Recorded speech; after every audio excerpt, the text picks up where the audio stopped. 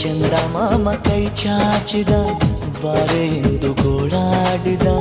ಇವನ ಬಿಟ್ಟು ಹೋಗಲಾರೆ ಊಹು ಎಂದಳು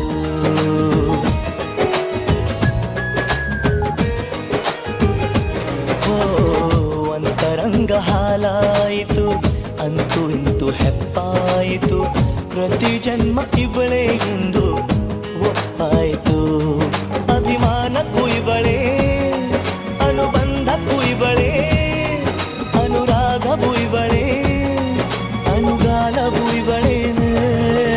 ಪಯಣ ಪ್ರೀತಿಯ ಕಡೆಗೆ ಪಯಣ ಪ್ರೀತಿಯ ಜೊತೆಗೆ